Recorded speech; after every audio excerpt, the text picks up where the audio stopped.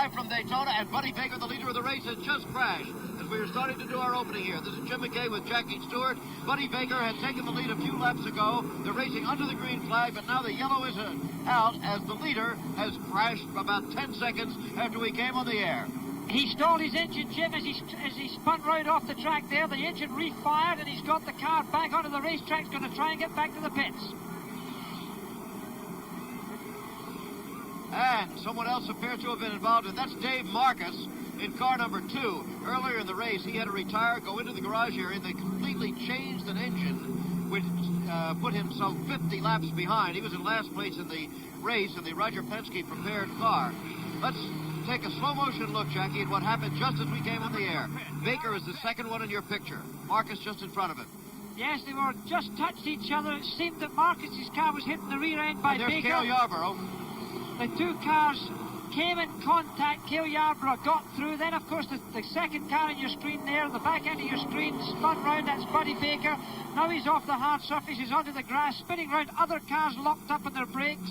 Nobody else hitting the wall, but both of those cars came into contact fairly heavily at a speed I would estimate of around about 180 miles an hour. Now Buddy Baker is coming round the racetrack, coming in towards the pits.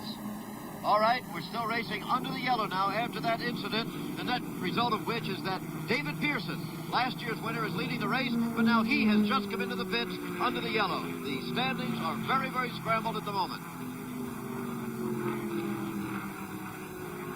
As we were saying, this ABC Sports exclusive is brought to you by Goodyear, makers of the American Eagle Radial, a new kind of tire built for the American road. By Light Beer, everything you always wanted in a beer and less. And by Gabriel Shock Absorbers, the shocks tested by 4 of the most respected names in auto racing, people who know shocks. Go Gabriel. Now, the smoke you saw just a moment ago while we were doing our opening here has nothing to do with the race. It's a huge brush fire that's been burning behind turn 3 for the last hour and a half. It is in no way a threat to the race. Now there's Buddy Baker in the pits after this incident. Well, Buddy Baker's car, what an extraordinary accident to happen there, coming off of turn 2. There's a very high wind, but wait a minute, Chris Economaki is down in the pits and he's trying to get this story. Okay, we're David Marcus's pit. Here's his car. It looked like they were going to try to get it back in the race, and now they're pushing it back. The Penske crew is working here. He was involved with the Buddy Baker crash. Earlier, Marcus's crew changed an engine in 50 minutes. The problem here today, the big problem is the wind. A crowd of 125,000. Paper napkins, hot dog wrappers blowing out of the infield and onto the track has caused many cars to overheat, and it caused Marcus to change his engine. Back to you, Jim. When Chris says that the wind caused cars to overheat, of course he's talking about the fact that there are many hot dog wrappers, pieces of plastic blowing around the track, and they blow into the radiator, don't they, Jack? That's correct, and of course they stop the airflow to the radiator. Here are the current standings, with people still continuing to pit under the yellow. Benny Parsons, who won this race 2 years ago, is the leader. Buddy Baker still second now. David Pearson third after his pit stop. Cale Yarborough fourth, and Darrell Waltrip fifth. I'm going to tell you, we're going to have some time here for the next hour and a half. A long way to go on the Daytona 500. The picture you're watching is live. The event is the Daytona 500. Watching it live with us here, the largest sporting crowd of the year on the eastern seaboard. Well over 100,000 people, a record crowd for Daytona. This is the 19th running of the race, and you see by those papers blowing around that it's a very windy day. It's clear overhead, it's warm, temperature in the mid-70s. That wind is a factor. First of all, the papers blowing around, and secondly, one part of the race, of course, can particularly, would you say, Jackie, turn 2 is the most bothersome place with the wind?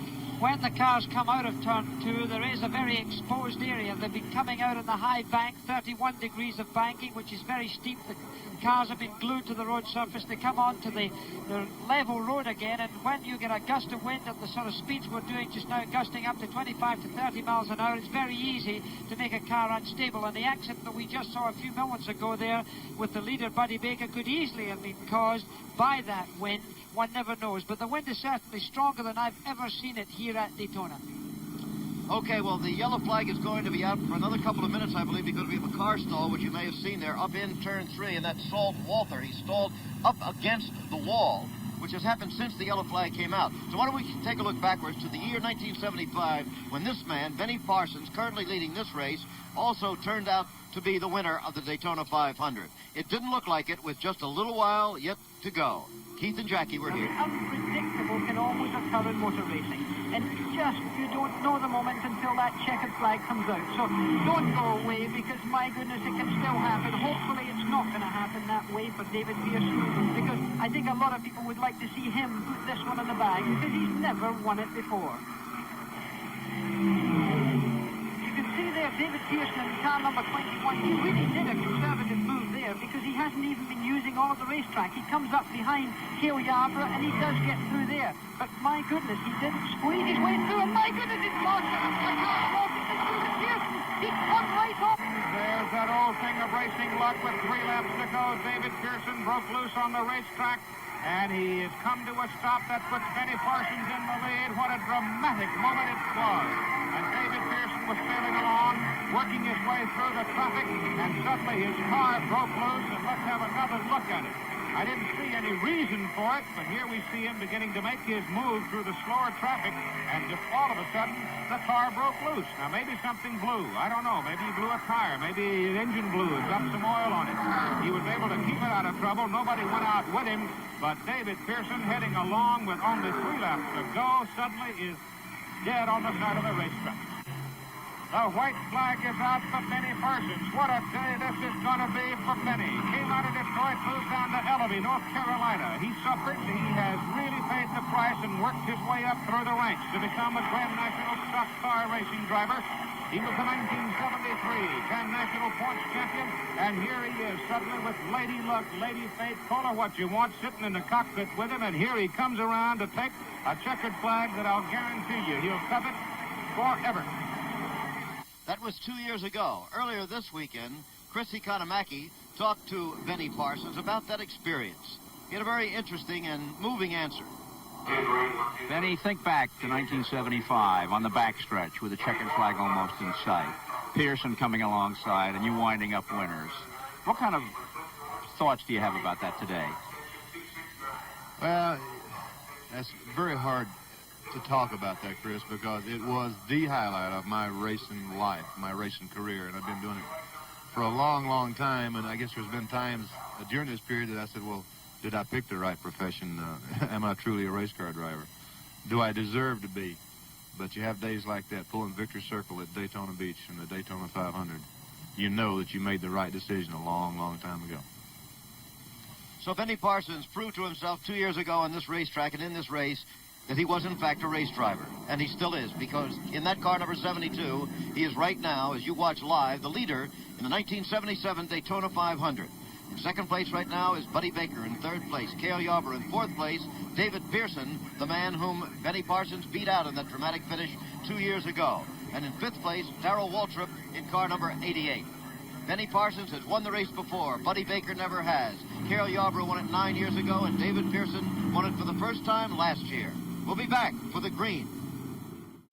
The flag man has given them the signal that the next time they come to the start-finish line, they will get the green flag, and they'll be racing again at Daytona. 128 laps have gone by as Buddy Baker, who was in second place, who was in first place, was in third place, now has come into the pits again under the yellow. I don't know whether he can get out again in time. He'll certainly have lost space on the racetrack. They're in the middle of the backstretch right now.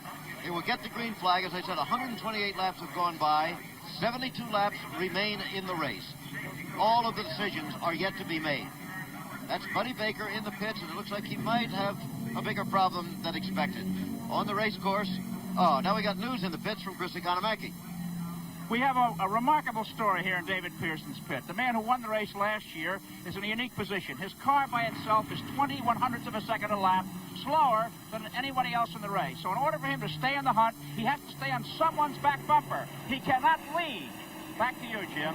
Okay, in other words, David Pearson must draft in order to stay with him and try to win the race, and that's what he's doing. They should be getting the green, and the flag man waves the green.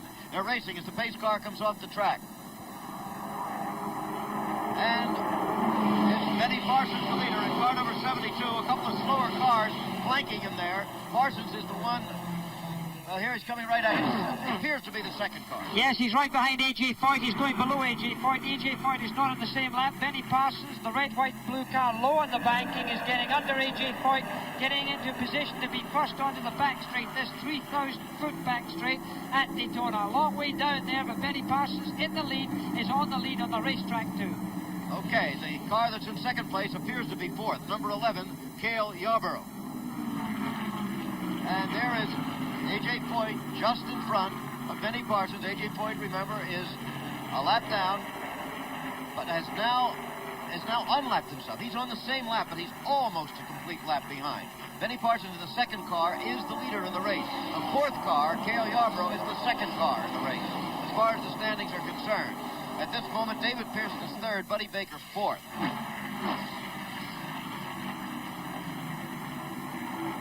Well, even the seagulls are blowing around here today. Look at that.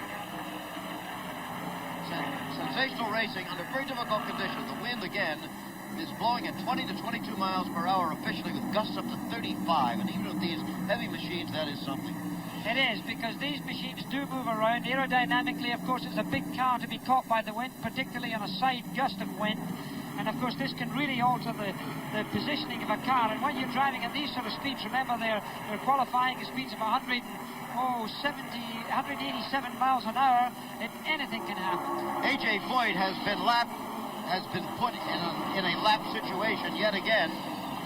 Right now, however, we have Darrell Waltrip trying to unlap himself from the leader. And he's succeeded in doing it. He's got in front of Benny Parsons. Benny Parsons lifted off a little bit there and let Darrell Waltrip through. There was no point in causing an accident as they were going through there. It was a much better deal in turn 1 and 2 to just let him drift through, because if Benny Parsons wants to get past him again, he can draft him. And here's A.J. Foyt. Unlapping himself, right? With Cale Yarborough staying in behind A.J., trying to get the draft going underneath Darrell Waltrip. And look how close they are there. The red-orange car, Cale Yarborough. And what this means is that Cale Yarborough is now taking the lead. He did it by drafting on a car that's almost a lap behind to pass number 72, Benny Parsons. It's a little confusing, but we'll try to keep it as specific as we can for you, because among those 4 lead cars, 2 of them are the leaders. The other 2, from one moment to the next, are either on another lap or back on the same lap. It's very difficult and very complicated after there's been a yellow. So therefore it's difficult just to keep an eye on everything as they go around there, but you're going around there in beautiful formation. On the backstretch now, Cale Yarborough is the leader in the race. 9 years ago he won it. That's been a long time. A.J. Foyt there in car number 51, remember, is a lap and 10 feet behind. And that's the brush fire you saw again, burning about a mile away. There is Janet Guthrie, who is in 23rd position in the race. Janet started 39th, way back in the 20th row, and mostly due to attrition of other cars, has moved up to 23rd. She's been in the pits quite a bit herself, but the main thing is that the first woman ever to be in the Daytona 500 is still running. Been a lot of pressure on Janet Guthrie over here, a lot of publicity and so forth, but she's standing up to it very well. There you see the current standings: Cale Yarborough in first position, Benny Parsons, David Pearson, Buddy Baker, and Darrell Waltrip. All very talented drivers, all drivers who are more than capable of winning this race. There again is the leader, Cale Yarborough, William Caleb Yarborough, Timmonsville, South Carolina. He's a very busy man. He's a lot of interest off the race course, automotive and otherwise. He's in politics, was a very early supporter of now President Jimmy Carter of the United States. In fact, one of the stock car racing fans here today, by the way, is Billy Carter, the first brother, as some people call him these days. Billy is here, and may find out later who he's rooting for. Well, it's good to see Cale up there. After all, he is the national champion, so therefore he's in his rightful place, if you like, but he's got a few contenders there that are going to be on his heels. Among others at the race today, by the way, if you want to know how far stock car racing has come, is the Iranian ambassador, the Greek ambassador, and several other ambassadors from foreign countries. It's really a major, major event here. The Egyptian ambassador earlier on, Jim, was suggesting that we have a racetrack round the pyramids. That really would be a high banked oval. You saw that brush fire again as they went by. Apparently it isn't endangering anything. It's about a mile from the racetrack, we are told. It is close to the Daytona Beach Airport, but not endangering it either. It also appears to be about a half mile from the Goodyear blimp. And that's an interesting point. The Goodyear blimp would have had its usual marvelous pictures for us today from our camera position up there, but it was grounded because of the high wind. So also was our camera on a crane coming out of turn 2. So it's very, very windy here. Let's take a relationship shot from car number 21. This is David Pearson. How far behind leader Cale Yarborough is he? Well, we'll see when we begin to pan across here. Okay, from David Pearson, moving across to the lead car, number 11 of Cale Yarborough. So as you can see, David is not very far behind, and obviously neither is car number 72, Benny Parsons, in second place. It's going to be difficult for David Pearson. I'm not sure that David Pearson isn't coming down low on the banking here, but it's going to be difficult for him to catch up on Cale Yarborough. Cale Yarborough seems to find it very easy indeed to stay out in front. He must have a car that's very well suited aerodynamic. But he is coming into the pits. David Pearson. Car number 21 coming in to the most skilled pit crew in the world, probably the Wood brothers. Glenn and Leonard and Delano and all the others. They've got that hood up. That means a problem immediately. Can you tell anything, Jackie? No, I'm busy trying to look. They're doing all the scheduling as well, but I'm afraid they're looking a little bit long in there. I don't think they're very happy at all. It's a very dejected-looking crew. That was rather a slow close of the hood or the bonnet or whatever we call it. There's the picture of David Pearson. We call it the hood. The man in the corner is David Pearson. Not a smile on his face right now, I'm willing to bet, because I think the day may be over for David Pearson and the Wood brothers. Okay, so last year's winner may have had it for the day. Certainly he is losing invaluable seconds because this is all under the green flag. The leader then, Cale Yarborough. Second place, Benny Parsons. Third, Buddy Baker. Fourth, Darrell Waltrip. We'll be back at Daytona live. Well, the man who was trying to win 2 straight, David Pearson, walking around now. What was it that put you out, David? Well, Chris, I guess it was a valve. I know that when the Chevrolets and all them got together up there, you know, I was having to run wide open, trying to just hang on, and I was about to lose the draft, and I just run about, I guess, 8 or 10 laps up since that last caution, wide open without him breathing. And of course, I guess that's what caused you to What about the wind, David, and all that litter on the track? What's it do to you? Well, it's not really too bad. Every once in a while, it would come up and make the car push going into number 2. I mean, coming off of number 2. And I would almost hit the wall 2 or 3 times. And, of course, shifted one time and got a little loose coming off 4. Okay, thanks, David. Back to you, Jim. All right, Chris. Only 3 cars are on the same lap now. These are the official standings. Number 11, Cale Yarborough. Number 72, Benny Parsons. And number 15, Buddy Baker. That is Cale Yarborough in the front of that pack there. In second position is A.J. Poit, but he's a lap behind. In third apparent position is Benny Parsons. He's in second place in the race. So that's the way it stands, and they're kind of sitting that way, but shouldn't last too long here. Well, 1 or 2 of the top drivers are out of this race. Richard Petty has dropped out of the race with an engine problem, and the fact that David Pearson has also dropped out of the race must surely be helping the hopes of Cale Yarborough, of Buddy Baker, who, by the way, has never won this Speedway, has never won this race, and to know that these 2 great drivers are out of the race is a great help to him, because although there's still stiff opposition up there, it's better to have these 2 on the sidelines. As far as the rest of the drivers are concerned, that is certainly true. You see a part of the tremendous crowd they have here today, well over 100,000 people. Cale Yarborough, boy, he's had quite a career. He won this race 9 years ago. He was the NASCAR driving champion last season. Chris Economaki talked to him about that distinction before the race today. Cale, you had a season last year that was one of work, and you won the championship. I know you're going after the championship again. How many seasons can a driver take like that? Well, I don't really know, Chris. It's tough. It's tough running 30 races on the Grand National Series all year, but it's really worth it. Being the Grand National Champion has always been, something that I've had in the back of my mind since I started racing, and now I am Grand National Champion, and it's even better than I thought it was, so I'd like to stay that way. Cale Yarborough, at age 37, the NASCAR champion. He started in this sport back in 1957, 20 years ago, when he was 17 years old.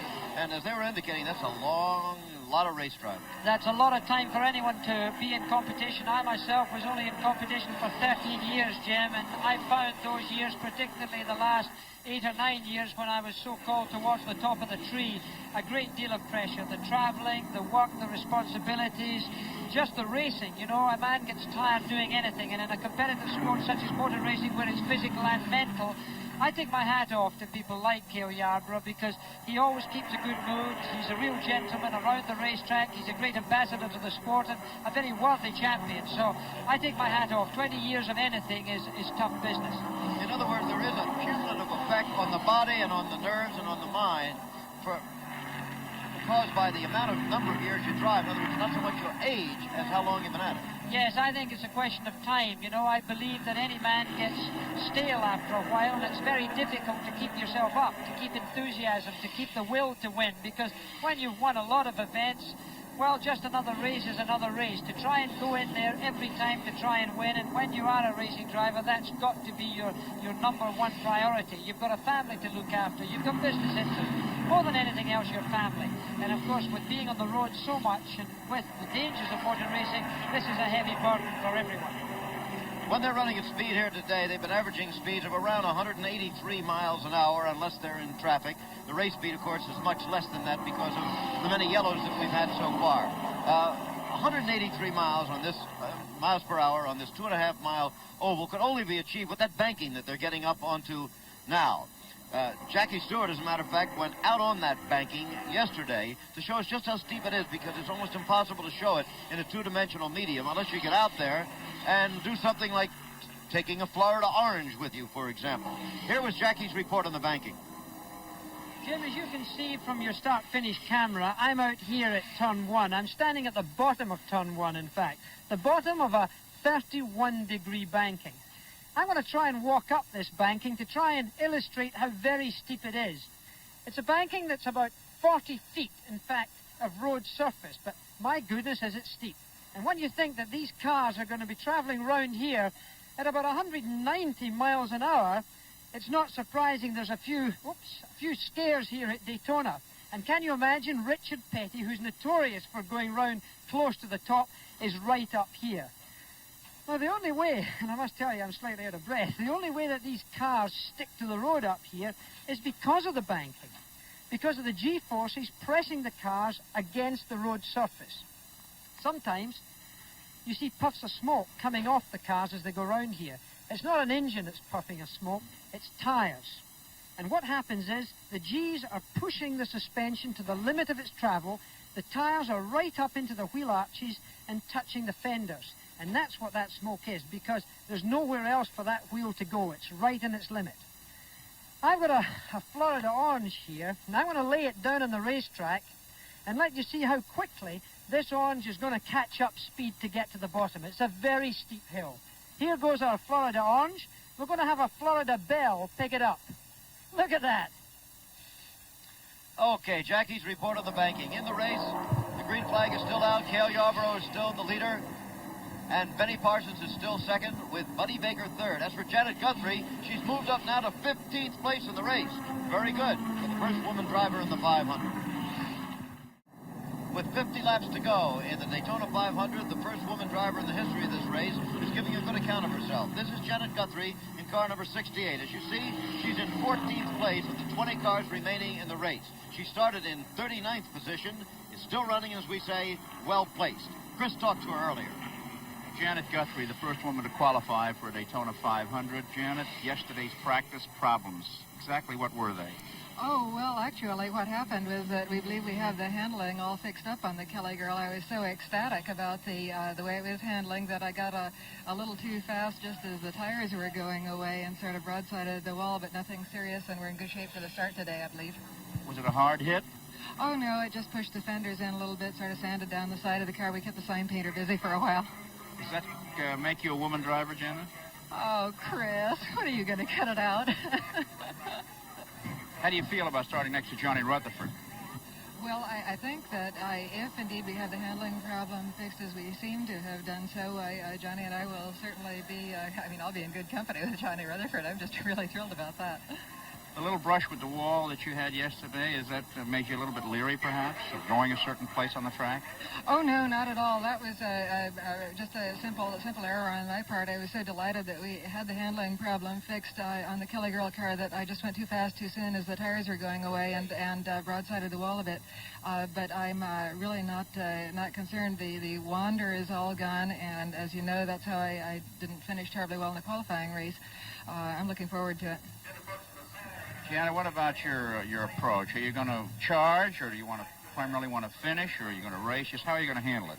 Well, I've always felt it sort of silly to crash a car on the first lap of a 500-mile race, so I imagine I'll use my usual conservative start. But, you know, it depends on how the car actually feels and what the field is doing at the time. Does the traffic bother you? No, not if the car is handling right. You know, if you can't put your car where you want it within 12 feet or so, naturally you can't run next to anybody else. But if your car is doing what it ought and it goes where you point it and all that, why then you're glad to run in traffic and try and pick up a draft and all the rest of that. Gianna, some of the other drivers said that one of their worries when you first came in here was that you weren't physically up to manhandling a 3,700-pound car. How physically exhausting is driving your car? Well, that's really just nonsense. After all, as Christine Becker said, you don't have to carry it, you just sit in it. And although it is certainly tiring, as anyone here will tell you, it is not beyond the capability of any reasonably fit woman. As you look at A.J. Foy, who is currently 2 laps down in the race, by the way, although he led earlier and sat in second position on the outside of the first row at the beginning of the race. As you look at him for a moment, we might point out that Johnny Rutherford, the current Indianapolis 500 champion who sat beside Janet Guthrie on the start, has long since retired from the race, and the lady's still out there. Well, I was very impressed, Jim, as to what Janet Guthrie said right there about the fact that once hitting the wall, she didn't care too much to go back out again. It wasn't as if anything had happened at all, in fact, she thought. I remember when I hit the wall, I had a little brush at the wall at Indianapolis, and I must say that for a simple man, I found myself going back out with some trepidation. I didn't like the idea of going back out. If she can unplug and quickly go back out there and be super competitive, then I'd take my hat off to Janet Guthrie with all the pressure she's had, all the problems, being a lady and having so much attention. Then I think she's a brave girl to be able to throw that out of her mind to just 24 hours ago have hit this wall because of the sort of speed that she travels at. Remember, she's doing over 180 mile an hour, and these walls are made of concrete. It's quite a thrill. Darrell Waltrip, running in 4th place in the race, has just come into the pits. He's 1 lap behind, but in 4th place in the race. Only 2 cars are on the same lap. Cale Yarborough, the leader, and Benny Parsons, who is in 2nd place. See how quick this one can be. Waltrip, young and very promising race driver. Well, they're changing the inside rubber of Darrell Waltrip's car. They've already been stopped for 15 seconds. They're still getting it down, and it goes off with about an 18-second stop, filling it up with fuel. Of course, you've got to consider that he's got to leave that pit lane, accelerating as hard as he can, but of course still losing time on these cars that are going round at 180. And there is the man in the lead, Cale Yarborough. Things almost too settled down here for Daytona at the moment. As we've seen in previous years, it's at such moments that very often the incidents occur, and there are sudden changes in the standings.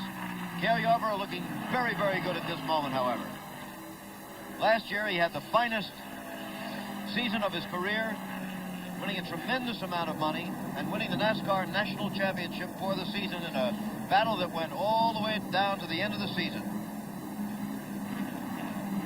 Cale, the father of several children, happily married man of Timmingsville, South Carolina.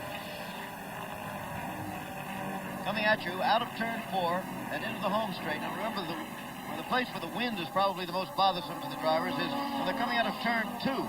That's because the car is lightened, as Jackie pointed out, and it kind of pushes them into the wall. Yes, you see this car going round here. He's going into turn 1 right now, staying around the middle of the road, now letting the car get up closer to the wall, right up to where we were doing our commentary about the banking a few minutes earlier, very close. Now he's coming off the wall. He's getting in, and just there is when the car starts to go out towards the wall again because of the wind. They talk about the car pushing. When the car pushes, it means it understeers. That's to say they're trying to go left, they turn the steering wheel towards the left, but the car wants to go straight on, as if you were on ice. And this is what does happen. Aerodynamics play a big part in these cars, and of course when the wind gets under a car, it tends to lift the wheels just a little bit off the road surface. Not right off the surface, of course, but just depreciates the amount of grip. And of course this wind and this tri-oval, because the corner we're looking at right now underneath our commentary box is the start-finishing line. It's not a straight, it's a dogleg circuit, this, and we've seen a whole lap here. 43 laps left to go. We're reporting live from Daytona. There are the standings of the leaders. You're looking at Cale Yarborough, the leader in the Daytona 500 live, being drafted right now by Darrell Waltrip, who I believe is 2 laps behind in the race right now. He's one of the leaders, but had to make a fairly lengthy pit stop under the green. So Yarborough is the leader. Waltrip 2 laps down, just behind him, and trying to unlap himself on one of those laps. Now, on the 4th lap of this race, we had quite an incident here. Bobby Walwack, a veteran race driver, had a fire, a blazing fire, inside the driver compartment of his car at high speed. This is what it looked like. This is going back. This is the videotape. A.J. Foyt was leading the race. Cale Yarborough just behind him, but they were coming out of turn 4. This was the 4th lap, as I said, of the race, and when it happens, our camera will pan back to it rather quickly. And you'll see the car head down towards the infield. Eventually, it hits a concrete wall, but to see this man get out of a race car, first of all, bringing it under control with flames up in front of his face, was a remarkable thing. What happened was that the engine seemed to blow, the oil came back inside the cockpit and caught fire. Now you see it happening right at the top of the screen. We're going to pan back now to see this. Look at him, he's got out the car. He's jumping out the car, hits the concrete wall head on. By that time he's jumped out. Now he realizes that he's burned his hands. He's looking at his hands. He's trying to pull them away from his body. He now runs towards the hospital, and he did that. In fact, he did not go by ambulance. He ran the whole way. The car, of course, is still burning. But we're going to probably see this again in slow motion as the car came off turn 4. And there's the driver running there with his hands very much apart. And as of now, the report on him is 2nd degree on both hands, 1st degree on his face and one leg. Here it is again. Now, here we go down here. You see the car skidding. He's got the brakes on. Look at the flames inside the car. The driver starts to try and get out. He's unloosed the net. He's climbing out the door because the door doesn't open. It's out the window. He's going out there and he's jumping. Okay, now for a late report, let's go down to Chris Economaki in the pit area. Well, Bobby Walwack was injured in that accident. The doctors told me that if he had had fire retardant underwear on, gloves and fire retardant socks, and a balaclava, he would not be injured at all. As it is, he has serious burns over 15% of his body, and he's been taken to Halifax Hospital across the street from the Speedway. Back to you, Jim. All right, Chris. Jackie, you have commented on a number of occasions that you have been worried about some of the NASCAR drivers because although their cars are as safe and safer than any race cars in the world, some of them are a bit negligent about wearing the fireproof underwear and that sort of thing. The drivers themselves, I'm afraid, are negligent, and drivers should always wear flame-resistant underwear, thermal underwear. I used to wear 2 layers of it. I used to wear very special gloves that, in fact, only now are made in Italy and in England. They're very expensive, but they're the only things to wear. Your hands are very difficult to look after, even with the best plastic surgeons. We also wear protection round our face, and I'm afraid the accident we've seen today is just typical if you're not properly protected. There are 38 laps left in the race. There is Benny Parsons, who is in 2nd place in the race. How far behind the leader, Cale Yarborough? Well, there you can see the difference right now. He has some space to make up, no question of that. But of course, should a yellow flag come out, under NASCAR rules, you're allowed to close up. And when the green came out after the yellow, he would be right behind Cale Yarborough. And here comes Cale Yarborough down low. I thought for a moment he might be... No, it was a sandwich there. He chose to go, and the yellow flag is out. The yellow flag has come out as Cale Yarborough passed, and there's the reason for the yellow flag.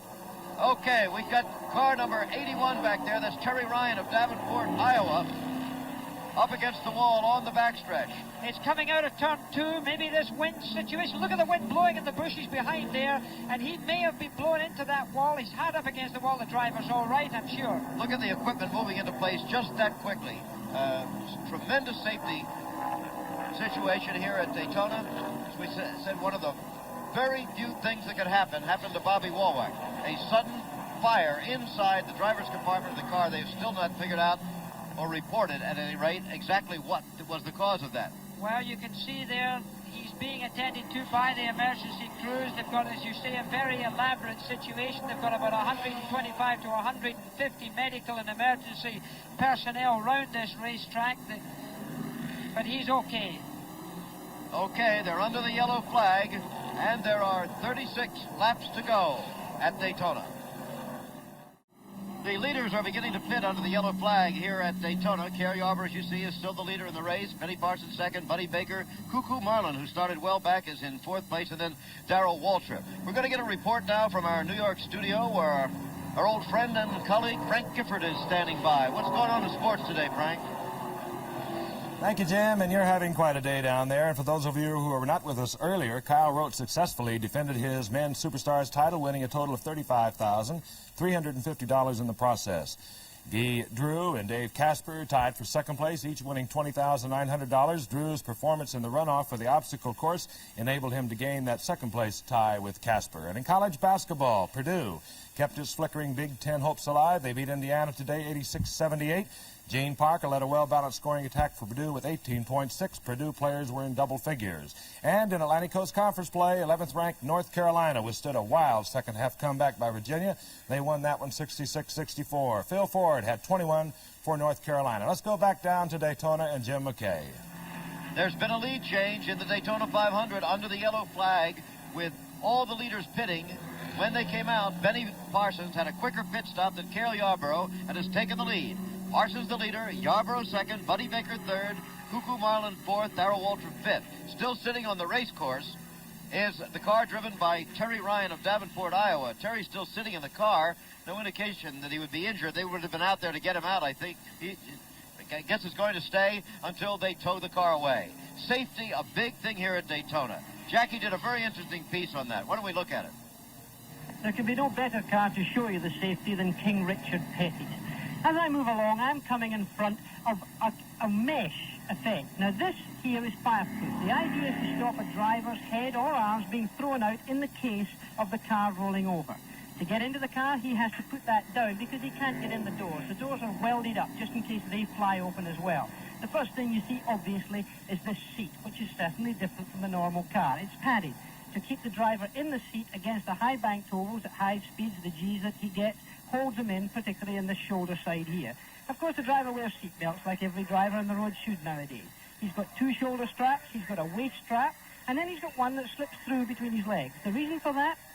To stop something called submarining, when a driver on heavy impact can slide underneath his own seat belt and sometimes even get decapitated. That has happened. This certainly would stop that. Steering wheel, it's padded in the case of impact as well. It's got fire extinguishers on board, although the fire hazard is certainly minimized in the NASCAR by the fact that the tanks are sealed outside the survival cell that we're looking at right now. It's underneath the car and shouldn't get in. If a fire does occur, however, we've got two fire extinguishers independently operated by the driver or by a rescue crew who could come. They just pull the pin and the fire extinguisher goes off.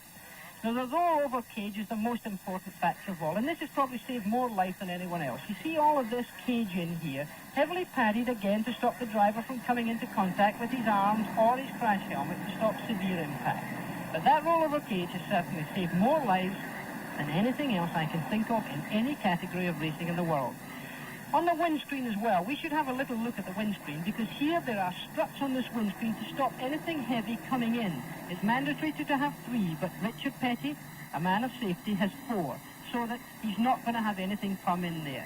There's a lot in safety in NASCAR. It's the safest type of motor racing that I know, and I would rather be in this car in an accident than any other I know. A look at the safety aspects of one of the racing NASCARs. There's the leader in the race. They're still under the yellow. And big day on ABC Sports. That's Benny Parsons, of course, in first place in the race. Do you know, Jackie, we will both be heard later this afternoon also. Wide World of Sports coming up at 4:30 Eastern, 3:30 Central, 5:30 Pacific. We're going to see the Chinese acrobats of Taiwan. They are really wild. The guy balances on top of a 30-foot tower of 8 chairs, and the guy drives nails through a board with his head, if you can believe that. That sort of thing.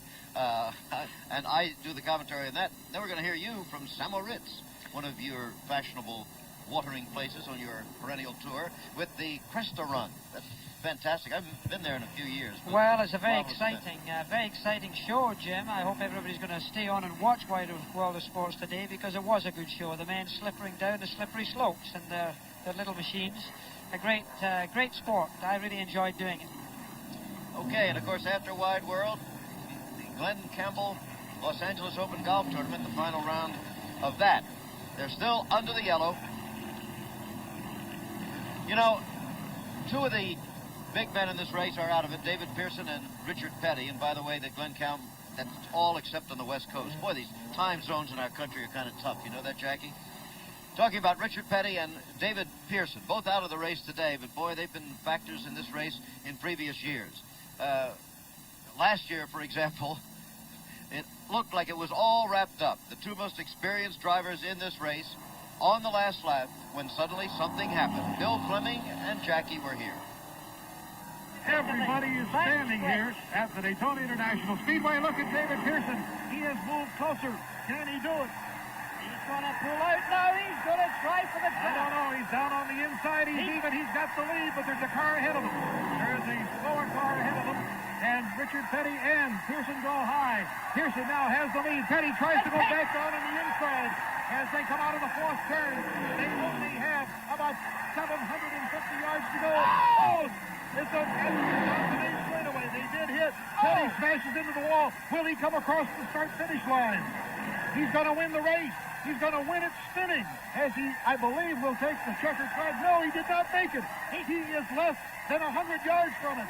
Here comes Pearson. Pearson is going to try to make it across the finish line. Petty has his car going. Pearson's going to win it. Oh, fashion and rainbow. He wins the race. Earlier this weekend, Chris Economaki asked those two drivers how they remembered the incident. They differed. Well, the finish of it is not on my mind, Chris. Anytime that something like that happens, you always try to forget it. Although I did win the race, but I don't want to win another one that way anyway. You know, it's something that's in the past, and there's no need of looking back to, you know, see what was going on. I would say that, you know, probably both those were a little at fault. I probably was more fault than he was, which I guess I was. But, you know, it was one of the things that happened in racing, and we really didn't mean for it to happen. And I think that if we knew that the circumstances would have come up, you know, like what it did, then I imagine we probably wouldn't have gotten that situation. Okay, a look backward to last year's finish. Well, what lies ahead of us here? We really don't know, but it certainly could be a very close one, with Benny Parsons and Cale Yarborough very, very close to each other when they get the green. And it looks like they may get the green when they come around the next time. Yes, the flagman has it in his hand now, still furled, and he'll be dropping it for them when they're coming out of turn 4 there. So it is Cale Yarborough and Benny Parsons, the only two cars on the same lap. In third place, Cuckoo Marlin now, car number 14, then Buddy Baker and Darrell Waltrip. Last night I had dinner with Benny Parsons, Jim, and he was saying that he didn't think that his car was quite fast enough to do it all on its own. He would have to sit behind another car and slingshot if he had any chance of winning the race at all. So it'll be interesting to see what happens in these laps as they come up to take the green. We think the pace car is thinking of coming off the racetrack. We're looking for the green flag. The pace car is coming on, and the green flag is given. They're under racing conditions once again. Still, the skies are clear. It's warm, but it's still very windy. Benny's taking a good lead under that green flag. He really did anticipate the flag a little bit, but he's got Cale Yarborough lurking in the background there. Cale won't let him go too fast. This could make it very, very interesting because all through the race, as you commented, Cale's car has looked extremely fast, almost as if he could pull away at will. Right now, however, it looks like Benny Parsons has stolen the start from him a little bit when they put out the green, so Cale will have to go chase him. Benny Parsons once drove a taxi cab in the city of Detroit, Michigan. He's been in a lot of traffic again today. Well, he certainly knows how to handle traffic. The man he's got to look at now is going to be filling his mirror in just about a second and a half's time, because I think you'll see Cale Yarborough really sticking it on the rear fender, the rear bumper of Benny Parsons' car as they come up to the dog leg underneath our commentary position. And there is Cale Yarborough trying to get through underneath Benny Parsons as they head towards turn 1, and I'm sure Cale Yarborough will have that. Going into turn 1, he has it. He's taking the lead.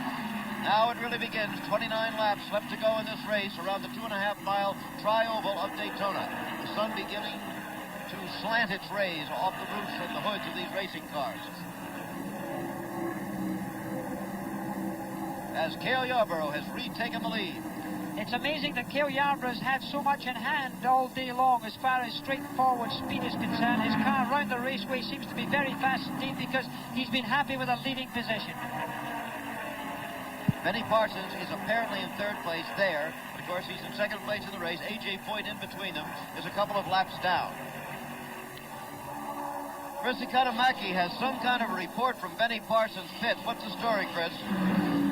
JC, Benny Elder, Benny Parsons crew chief. What's Benny's problem now, J.C.? Well, we got no problem, but I think Cale got us out geared. We pulled a 315, he's pulled a 322. What does that mean, J.C.? He can run faster than we can. So what is Benny going to have to do? He's going to have to draft him. Okay, and it may set up one of those famous Daytona slingshot finishes. Back to you, Jim. Oh, this could be very interesting indeed. But first of all, Benny Parsons has got to get into that draft. Right now, he is drafting on A.J. Foyt, who seems to be able to stay in the draft of Yarborough. A three-car draft at the moment, but Yes. he's dependent on Foyt staying in it. That's right. A.J. Foyt is in the centre of that Sangley's there, but I think right now Benny Parsons will be quite happy to stay behind A.J. Foyt. There's no point in tangling and getting between them as long as Cale Yarborough doesn't get any distance ahead of him. As I say, the speed that Cale Yarborough has is obvious, and he's been in a position to stay in front without anyone being able to draft him to get through. Of course, when it comes to the final laps, and let's be absolutely sure about this, the final laps at Daytona have, in history, proved to be the most exciting of any races, so don't anyone switch to another channel. I doubt that very much. Cale Yarborough with A.J. Foyt right behind, and then Benny Parsons. You know, we always have new people in the audience, Jackie, and I think it might be worthwhile for you to at least briefly explain what this drafting we talk about all afternoon is precisely, the physical nature of it. Well, the car in front is breaking the air. It's cutting through the air. The car behind it, it's a little bit like a speedboat. You know, it's following in the wake of the wave, where there's no rough water, there's no rough air in the case of racing cars. And if that car behind tucks itself in, it means that it can take a run at the car in front, therefore come alongside and try to get past. It's a slingshot. It's as if he's running up on it, because there's a semi-vacuum in behind Cale Yarborough's car as we look at that. And there he's trying to draft him right now. A.J. Foyt's really close in, and that is what drafting is. It's taking advantage of the car in front, and it's Cale Yarborough you see right now that's doing that, breaking the air. The draft goes on, the race goes on. 26 laps to go, and we're live at Daytona. With less than 24 laps left in the Daytona 500, which you're watching live, there are the standings. Cale Yarborough, Benny Parsons, then Buddy Baker 1 lap down. Cuckoo Marlin is 1 lap down. Darrell Waltrip in 5th place is 2 laps down. Dick Brooks in 6th place is 2 laps down. A.J. Foyt in 7th place is 3 laps down. As for the first woman to run in this race, Janet Guthrie is in 14th place at the moment, seems to be staying there. As they went past there was a little puff of smoke came out of Benny Parsons' rear end of his car. I wasn't quite sure what that was there.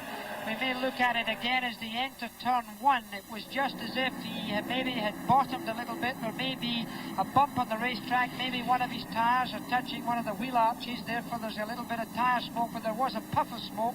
It could be engine, it could be nothing more important than a tire touching the bodywork, but Benny Parsons not as high on the racetrack as Cale Yarborough. Cale Yarborough's car is really handling. He seems to be able to drive it almost anywhere he wants it. And this, for him, must be a very satisfying position to be in. However, Benny Parsons knows that the only way he can win the race is by slingshotting, and he's got a long time to think about how he can best do that. As long as he stays close to Cale Yarborough, he's going to be in a fairly comfortable position, Jim. 22 laps to go in the race, and as you see, A.J. Foyt is out of the picture now. It's just those 2 cars. Cale Yarborough watching the race course, and you can be sure in his rear-view mirror watching Benny Parsons. Cale Yarborough won the race 9 long years ago. Benny Parsons won it 2 years ago in a day that he says was, of course, the greatest moment of his racing life. And I think the interview that we saw earlier that he did with Chris Economaki was a very interesting one and a moving one. It was evident that even 2 years later, it's an emotional thing to Benny Parsons. Yes, I think to win a major event, your first major event, is always a great thrill and something you'll never forget. I'll never forget the first time I won a Grand Prix. Likewise, when you win a super speedway such as this, for Benny Parsons it was his breakthrough to the big time. And of course, one of the great things about Benny Parsons is he's been able to sustain that performance. He's got new sponsors now. He's a very mature racing driver. He presents himself well. He's a good race driver to have around. Benny Parsons has won just 5 races in his NASCAR Grand National career, in a career going back to 1964. Last year, however, for the first time, he won 2 races and a total of $242,000. So It's been a slow climb to the top for Benny, but a very steady one, and a very satisfying one for him. Of course, right now, he's in second place behind Cale Yarborough. And I guess it seems like we say this sort of thing quite a bit, but I would say these are two of the pleasantest and most accommodating drivers in any branch of racing. Why don't we take a 5-second pause right now, Jackie, so that the stations around the country can identify themselves.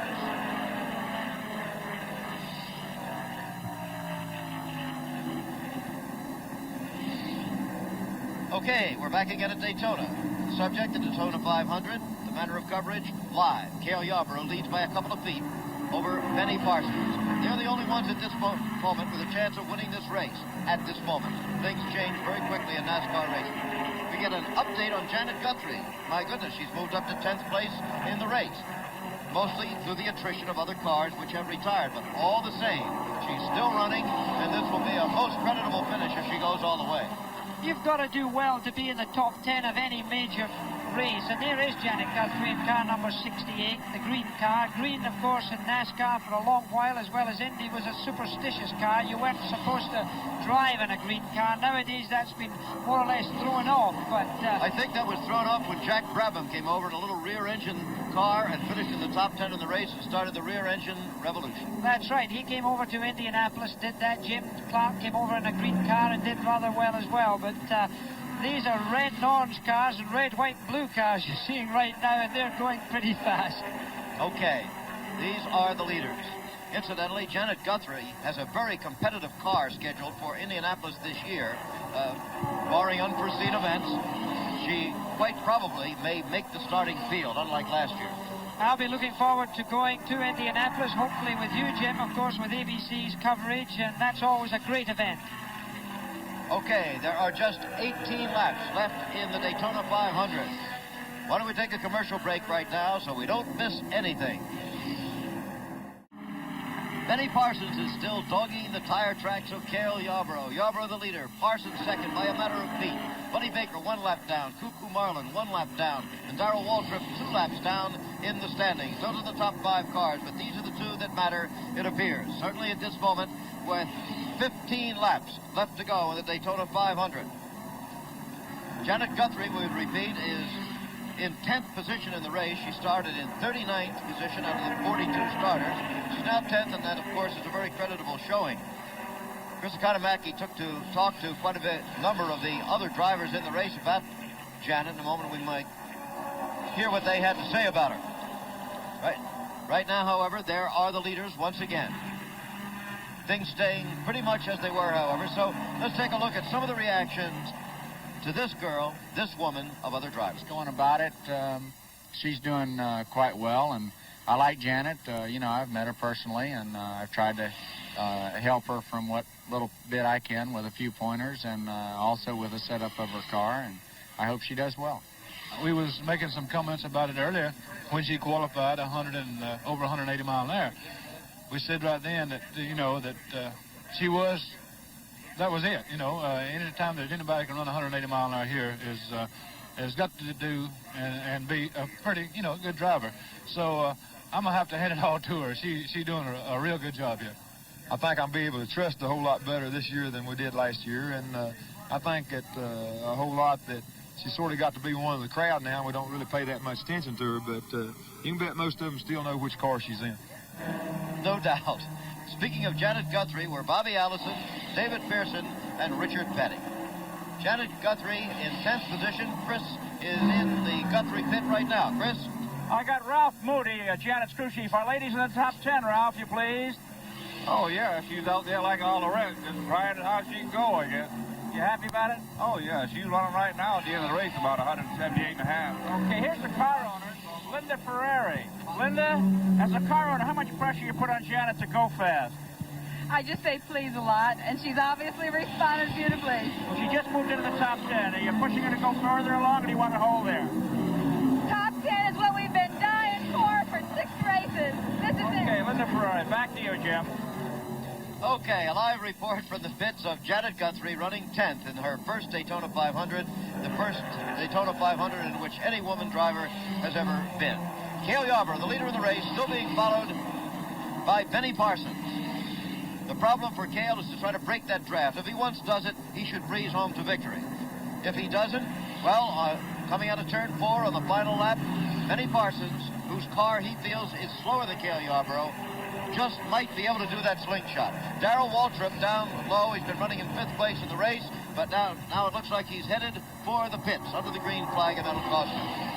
Baker's still blowing around. He slowed down the back stretch there. He slowed down very quickly, so he must have some sort of trouble. There's Benny Parsons sticking his nose out of the slipstream there of Cale Yarborough out of the draft, just to have a little look and see what's been happening. You know, he's sitting behind there. There's a lot of dust, a lot of sand being blown up on that windscreen. The windscreen, when it's finished this race, Jim, will look like as if it's been sandblasted. It'll certainly not be used in any other kind of event.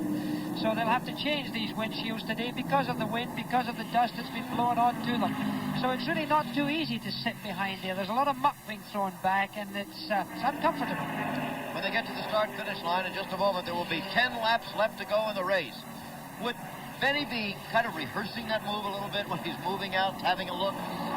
For sure he's rehearsing it. There's one thing certain. I've never seen a Daytona 500 being won from turn 4. I think he has to go out of the straight in that position, but we'll be coming back to see what happens in the last 10 laps in just a moment. 9 laps to go in the Daytona 500. Cale Yarborough leading by a narrow margin over Benny Parsons. Big show coming up on March 6th on ABC. We'll have the 3rd quarterfinal round of the U.S. Boxing Championships. Many promising young boxers going for American titles in all weight classes. This time it'll be from the Marion Correctional Institute in Marion, Ohio. And, of course, Howard Cosell will be there with George Foreman as the expert commentator. That's Sunday, March 6th, quarterfinal rounds, U.S. Boxing Championships. Now there are 8 laps to go in the Daytona 500, and we're nearing that moment of truth. Just before we went into our commercial there, Jim, I was explaining, and I think that this is the way it will work at the end of this race. I'm sure Benny Parsons will try to make his pass going down the back stretch, going in to turn 3 as he's going into turn 3 now. Why would he do that rather than out of turn 4? Because coming out of turn 4, Jimmy, there's a bit of a bump in there, and unless he's in the right part of the racetrack, you could fix yourself up into the same sort of situation right there where they are at this moment as Richard Petty and David Pearson had last year in the Daytona 500, where they crashed on the very last corner of the last lap. I think Benny Parsons, being the conservative driver that he is, would try to make that pass going into turn 4, try and keep the lead, and I would find it very difficult to believe that Cale Yarborough could get past him if Parsons uses the road properly. And I mean that he uses his elbows and his shoulders just that little bit to be on the piece of road that Cale Yarborough would want to be on to get past before the dog leg and the finishing line. However, of course, Cale Yarborough is going to be well ahead of that game too. It's going to be a psychological match over these last 7 laps. A cat and mouse game at 185 miles an hour. That's what it'll be. The 2 leaders staying right there. Yarborough in the lead. Parsons in the draft. By the way, our production and engineering crews do a pretty good job themselves today, I think, when you consider the fact that we've lost several cameras due to weather conditions, not technical reasons. The Goodyear blimp, for example, has been grounded because of the high winds, and so is our camera that would have been dangling from a 100-foot crane outside turn 2. Well, we haven't missed any of the action. There has been a lot of action here at Daytona. The action's certainly going to come close to the end, and we're going to have a very close finish whatever way. And the 2 men that are going to give us that, car number 11, Cale Yarborough, getting down this long back stretch, now closely followed in the draft by Benny Parsons, sitting there in his red, white, blue car. Again, Yarborough higher in the banking than Parsons. Less than 6 laps to go in the Daytona 500. Yarborough and Parsons, as if they were connected with a tow rope. Well, there is an invisible tow rope. Benny Parsons, what he must be thinking right now. I'd like to hear again the answer that he gave to Chris Economaki when Chris asked him this weekend to think back to 1975 when he won this race before. This is what it meant to him then and today. Well, that's very hard to talk about that, Chris, because it was the highlight of my racing life, my racing career, and I've been doing it for a long, long time, and I guess there's been times during this period that I said, well, did I pick the right profession? Am I truly a race car driver? Do I deserve to be? But you have days like that, pulling Victory Circle at Daytona Beach and the Daytona 500. you know that you made the right decision a long, long time ago. Benny Parsons. And this could be the second greatest moment of his racing career if he can slingshot on Cale Yarborough on the final lap. There are less than 4 laps to go in the race. It's late afternoon as you watch live from Daytona in Florida. We'll be right back. Cale Yarborough may have just achieved what he's been trying to do. He may have broken the draft on Benny Parsons as they were moving past a slower car in traffic. However, it's kind of on the borderline for the draft. What do you think? I think Benny Parsons is slightly in trouble.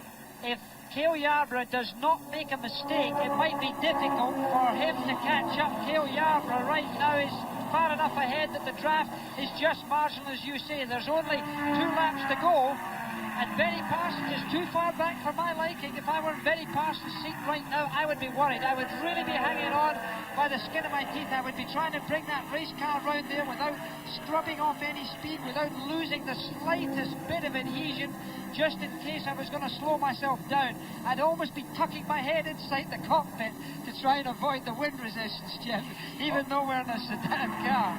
All right, they're the only 2 cars on the same lap, remember. Yarborough and Parsons. In 3rd place is Buddy Baker, 1 lap down. Cuckoo Marlin in 4th place, 2 laps down.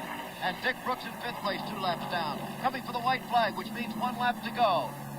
It's being held furled, and now it's out. There it is. 1 lap to go, and it certainly doesn't look as if Benny Parsons is close enough, unless he's got some extra RPMs he hasn't used. He can't do it. He can't do it. I don't believe he can do it. Unless something happens to Cale Yarborough, I don't believe there's any opportunity for him to get there at all. There's the relationship. You can see it's wide open there. It's, of course, just fractions of seconds in a way, but it's too far on the racetrack. This is a big racetrack to cover, but I'm afraid they can't do it. It's 2.5 miles long, but they're now going into turn 3. He's already in it. Cale Yarborough is high in the banking there. There's no way that Benny Parsons can catch him now.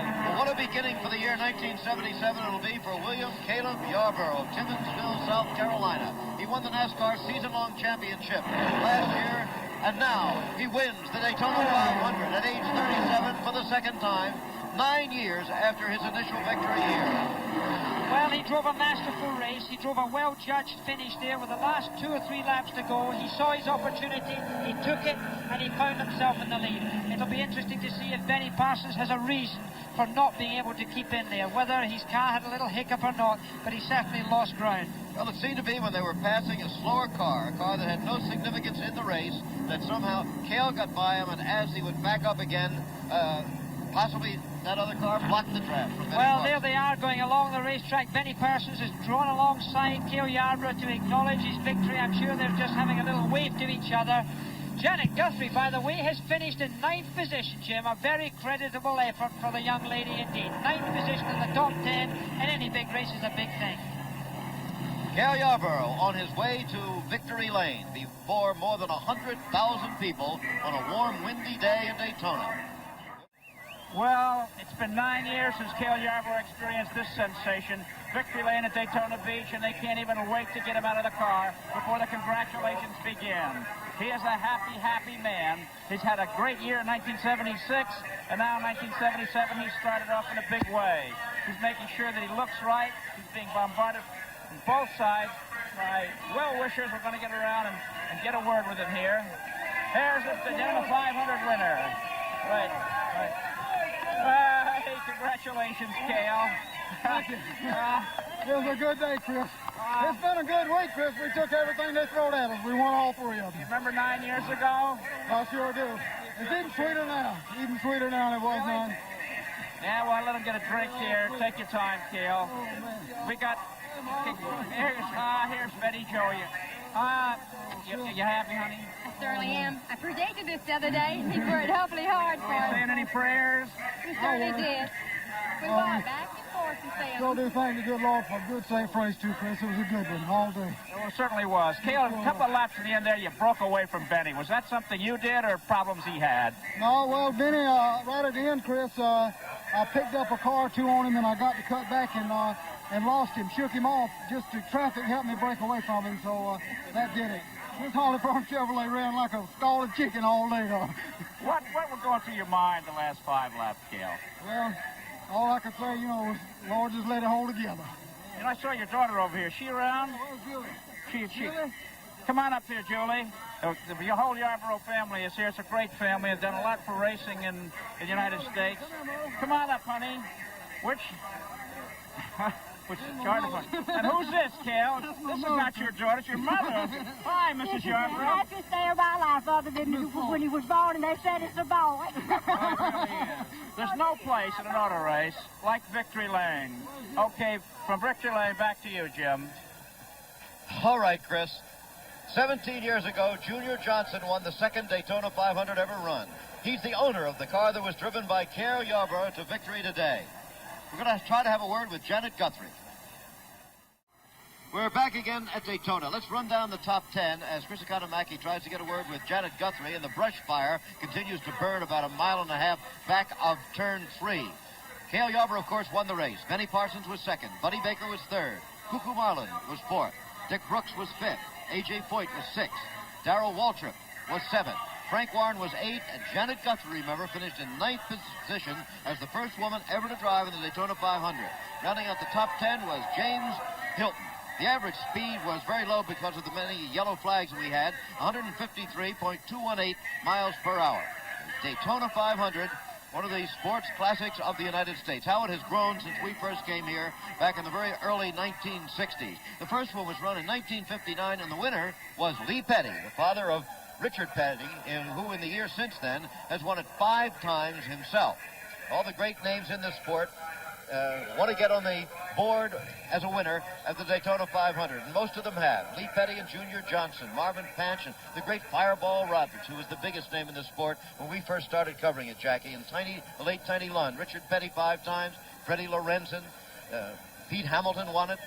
A.J. Foyt won it back in 1972, and so did Mario Andretti in 1967, the two interlopers from the USAC circuit. Well, they come down from time to time, and we look from our commentary position now. I see Janet Guthrie running up pit lane. She's just passing the start-finishing line now to try and go and speak to Chris Economaki. As Cale Yarborough embraces his wife yet again. A lot of male and female situations going on here at Daytona. Remember, Jackie, when we first started doing Indy together even, you'd never see a woman in the pit area. No, I wasn't allowed. I'm glad to see that's been greatly changed in these days. I think this is the Yarborough family we're seeing now. I recognize a Yarborough there on the right-hand side of your screen. 2 daughters, I should think, there, with a very happy papa. Couldn't be happier. At age 37. Well, that's wife and daughter, in fact. I'm sure Mother will be happy to hear that. But there's wife in the middle there, and daughter in the red and the yellow there, on the right of our picture. Coming up on most of these ABC stations, we have Wide World of Sports. Jackie Stewart's going to be at the Crest Run in Samarits, Switzerland.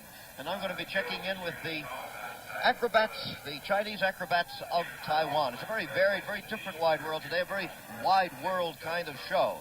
Unusual events. And then, except on the West Coast, you'll be seeing the Glenn Campbell Los Angeles Open Golf Tournament, final round of that. Young Tom Purcher had a good lead going into the final round. But he's being chased, I'm sure. We've had very good help in the booth today from Jay Milligan, our executive spotter, and from an old friend and former colleague at ABC, Dick Kirchner, who's been helping us out in about 100 different ways. Jackie Stewart here, of course, will be leaving very soon. And all of us will. However, as we wait for Janet Guthrie still, waiting for the lady, let's check in with Frank Gifford in New York.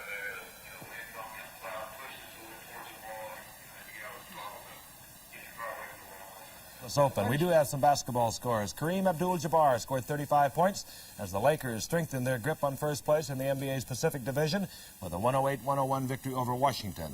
And in a local battle here in New York, the New York Knicks got 22 points from Bob McAdoo to beat the Nets 100-80. In a dramatic finish, the Philadelphia 76ers came from 22 points back in the final period to beat Cleveland 112-111. Julius Erving with 34 points, the architect of that comeback. Okay, back to Daytona and Chris Economaki. Janet, a 500-mile drive and a 200-yard run up to meet us. Thank you so much. Comment on your day. Well, it's a pleasure to be here. I wish the engine had run till the end. We lost the motor 10 laps before the end, but gee, it was good while it lasted. The car handled beautifully. You finished 9th, you know.